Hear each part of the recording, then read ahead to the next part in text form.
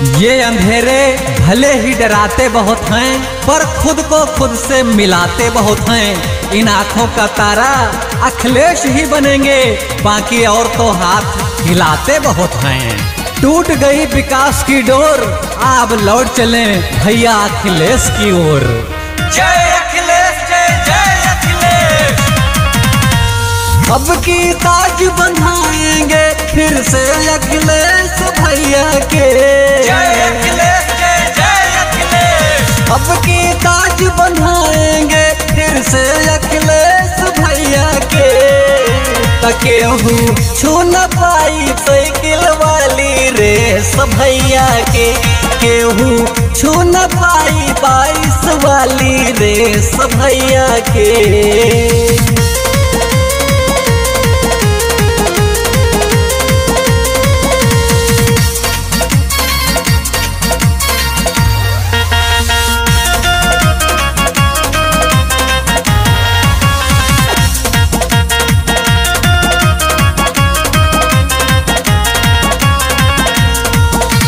काम किया है काम करेंगे, काम के चलते नाम करेंगे सबके प्यारे भैया अखिलेश।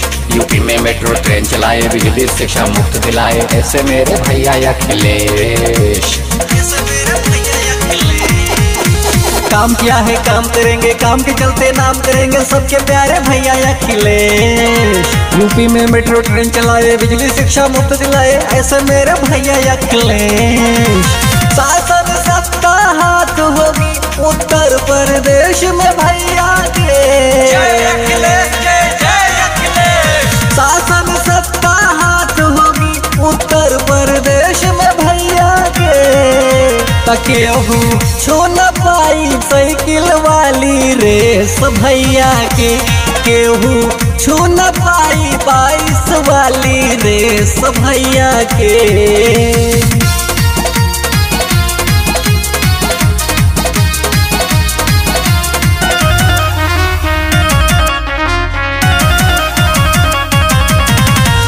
बेरोजगारी खत्म करेंगे, कोई ऐसा यत्न करेंगे, घरे घरे होई ना कलेश। शेर पुराने यूपी वाले, लाल लाल अब टोपी वाले, 22 में करेंगे परिवेश। बेरोजगारी खत्म करेंगे, कोई ऐसा यत्न करेंगे, घरे घरे होई ना कलेश। शेर पुराने यूपी वाले, लाल लाल अब टोपी वाले, 22 में करेंगे परवेश। फिर से सीएम बनाएंगे डिम्पल भाभी के सैया के। जय अखिलेश, जय जय अखिलेश। फिर से सीएम बनाएंगे डिम्पल भाभी के सैया के।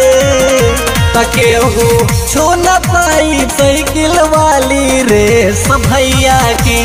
केहू छू न पाई 22 वाली रेस भैया के।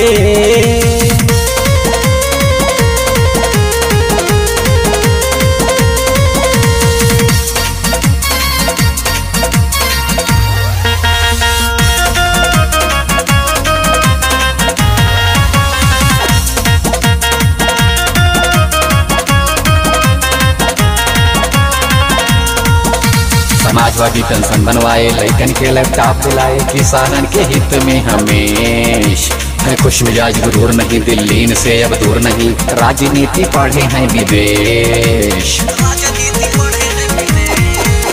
समाजवादी पेंशन बनवाए, लैकन के लैपटॉप दिलाए, किसानन के हित में हमेश है खुश मिजाज गुरूर नहीं, दिल्ली से अब दूर नहीं, राजनीति पढ़े हैं विदेश। धर्मेंद्र देवानंद माने आदेश भैया के।